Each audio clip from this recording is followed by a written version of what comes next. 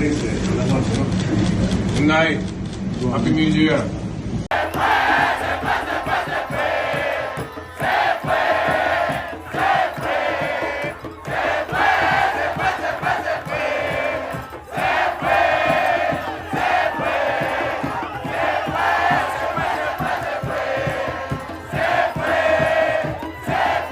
Some viewers may find the following video disturbing. Viewer discretion is advised. Danger, Will Robinson. Danger. No, Will Robinson.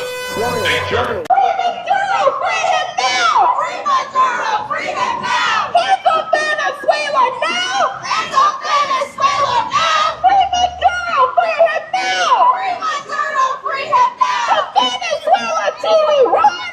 Venezuela to Iran! No more sanctions! No more bombs! No more sanctions! No more bombs! I'm here to tell you right now, we don't care. Let me tell you something. We don't care.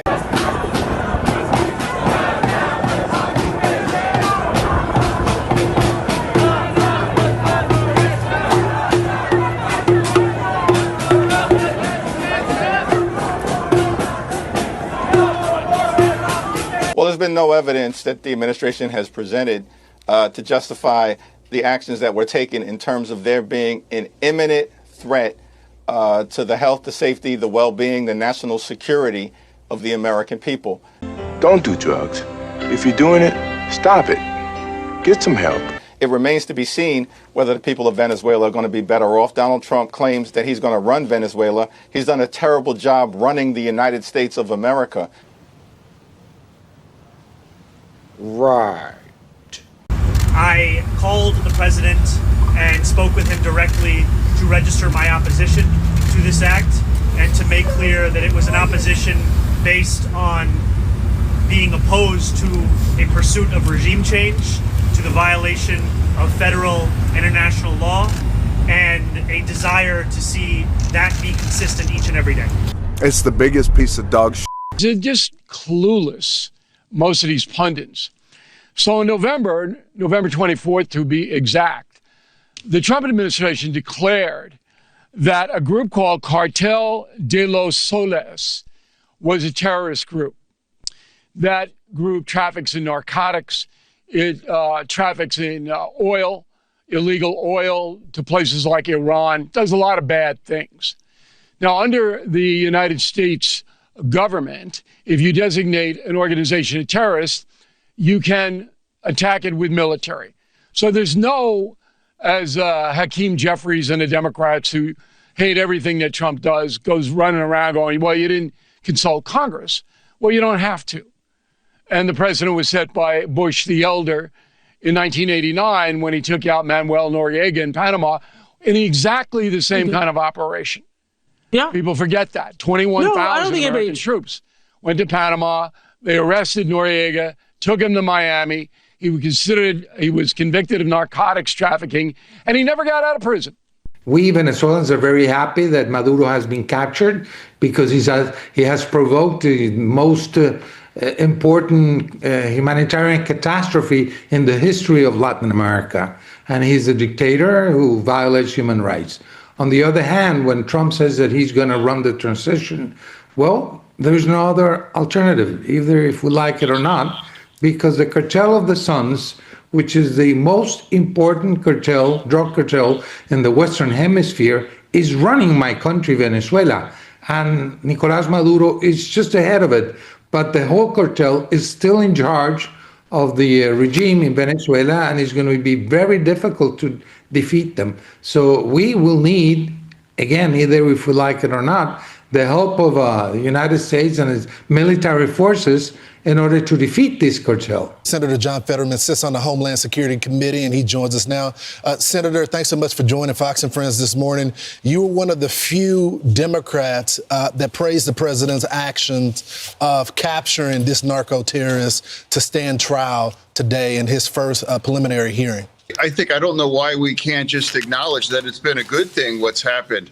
I mean, I've seen the speeches from whether it's Leader Schumer or kinds of past tweets from President Biden. You know, we all wanted this man gone, and now he is gone. I think we should really appreciate exactly what happened here, and I think we did, just as I've salute our military, what they've done. That was really surgical and precise and very efficient. So why we can't celebrate these kinds of things. And I'm open to the good opportunities that a better future for Venezuela after this happened.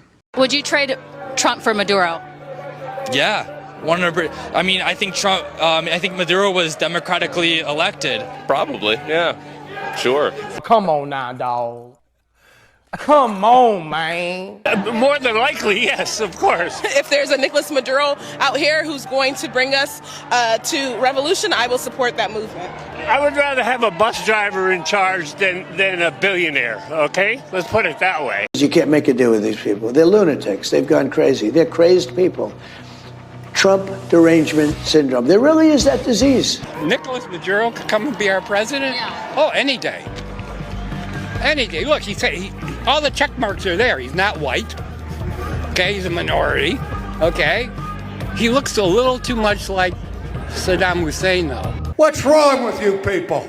This video is for my lefty friends of the United States of America. Thank you so much for being so concerned about our oil. But where were you at when people were starving and dying because of that?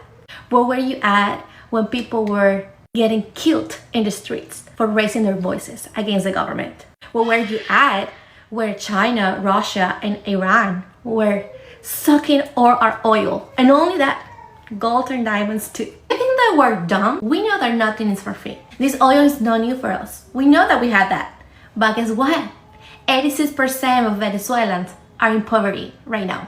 And this is something that is happening for the last 26 years. So even though we have that oil, we have those minerals, we're in poverty. That's why 8 million people have left the country. That's why more than 8,000 people have been in jail for their beliefs. What is so interesting to me is that you're more concerned about oil than lives. I think that you need to measure and have more empathy. What happened 2 days ago was really important for us. It's scary. My family is still there. My friends are still there and they're scared because the uncertainty is so huge right now. Besides that, we are glad that one of the main reasons that all this nightmare has been happening is in jail right now. The bombs were not targeted to people, to Venezuelans. The bombs were targeted to military bases. Military that has been killing people, killing students, torturing. What happened that finally they're receiving at least something back. We don't know what's gonna happen. We don't know how it's gonna look like. Of course we're scared. Of course there's fear. Of course there's trauma. But at least we're celebrating that one of the heads is in jail right now. So before you come in to talk about oil,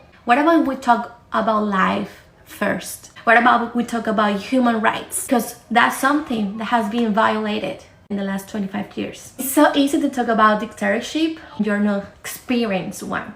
It's so easy to talk about dictatorship where you haven't missed a meal in your life. Besides that, I just want to say thank you for all the Americans that have been celebrating with us, supporting us. We're so grateful for what happened. To listen Venezuelans first before getting to the social media to post a point, it can lack empathy, it can lack humanity. This is a very sensitive topic. It's an open wound for millions of Venezuelans that has been trapped in this nightmare for more than 25 years. We're glad of that glimpse of light that is coming to us. We know that we couldn't be able to do it by ourselves. We tried. Trust me, we tried so many times and so many people were killed because the government has the army, has the guns. So trust me, I'm speaking regards so many Venezuelans that are there, that are afraid, they cannot speak up. Please have empathy. So the heart of Florida's Venezuelan community celebrating after U.S. forces captured dictator Nicolas Maduro. Our next guest is a Venezuelan American activist who attended the celebration after several of his family members were forced into exile during Maduro's rise. His cousin was even kidnapped for days just a few years ago. Miami Young Republican Secretary Luis Valdez Jimenez joins us now. Luis, thanks so much for joining the program. Thank you so much. Good morning. So, good morning to you. Luis, can you paint the picture? I mean, I was talking with a lot of my Venezuelan friends, and many of them still in Venezuela, and they were sharing videos with me. There's utter elation amongst the Venezuelan people, but explain to our audience why. This has been a dream come true. We've been dreaming and praying and hoping for this day for many years. We've been so disappointed several times, but finally, thank God and thank you, President Trump, this finally happened. It's really difficult to explain if you haven't had this kind of experience. But essentially, we had a prosperous, thriving democracy. I remember going as a kid to Venezuela to visit my family, and it was a wealthy, prosperous country, rivaling the U.S. even in some respects. But then socialism took over, Chavez took over, and Maduro eventually took over, and the country eventually just collapsed. So we went from one of the wealthiest countries in the world to one of the poorest countries in the world. We had a massive humanitarian crisis. Our rights were taken away. Our futures were taken away. Millions of Venezuelans had to flee the country. And so it's really hard to explain all that so quickly, but this has been such a overjoyous moment for us because we finally have hope that we're going to have a better future for our country. Yeah, Luis, I understand that it wasn't your cousin that was kidnapped, but many people that you know in Venezuela were, in fact. What is your message to the protesters in New York City, Portland, and all these other cities? Because one thing I noticed is that a lot of the people that are protesting, none of them are from Venezuela. You're 100% correct. And what you notice about these people protesting in places far away like New York or Portland, none of them have ever been to Venezuela. None of them are Venezuelan. None of them have any personal connection to the situation. I dare them, I challenge them to come here to Miami in Doral, the heart of the Venezuelan American community, and to actually speak to the Venezuelan exile community. It should tell you something. When the exile community from that country is entirely in support of what happened, you need to hear their stories, and you need to understand why they are so overjoyed and why the Maduro regime betrayed us and destroyed our country. So come here and talk to us and actually be informed. You know, Luis, I was going back and forth with some of my buddies, and I was a little concerned how they would respond once the president said he would be running Venezuela, in fact, for a period of time until the new leadership took place. Many of them supported that because of the corruption currently in Venezuela. Do you feel the same way? I 100% agree. I agree with President Trump and his decision for American involvement. We need to see what exactly that looks like.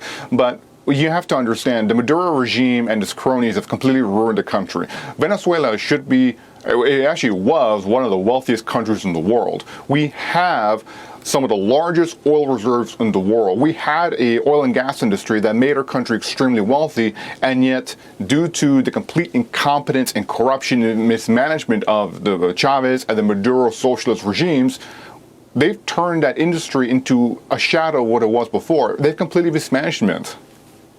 It's incredible. It's such a great day for the Venezuelan people. I hope that the protesters there that are currently on the ground right now that are being targeted, that ends very soon and liberty can finally come back to Venezuela because it was once a beautiful country. I'm hopeful.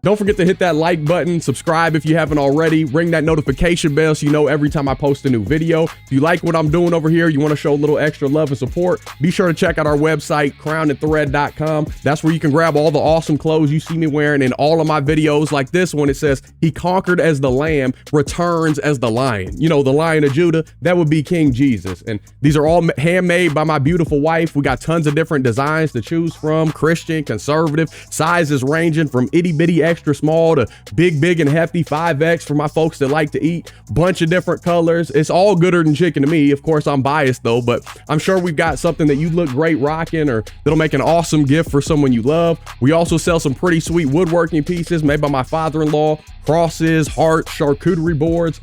Definitely go check those out as well. If you'd like to support in other ways, you can buy me a coffee, hit that thanks button. You can become a member of the Gibson family right here on YouTube. All those links are down below in the description section. Listen, by no means do you have to do any of that stuff. Just showing up and watching my freckle face for a few minutes, that means the world to me, seriously. And I love y'all. I truly can't thank you enough for rocking with me throughout the years. Whether you've been here since I started back in 2017 when I was doing music reactions, or you're a recent subscriber, by the grace of God through my Lord and Savior Jesus Christ, and with y'all's support, my life couldn't be any better. Seriously. So thank you. And until next time, I'll be praying for you. Godspeed. I'm gone.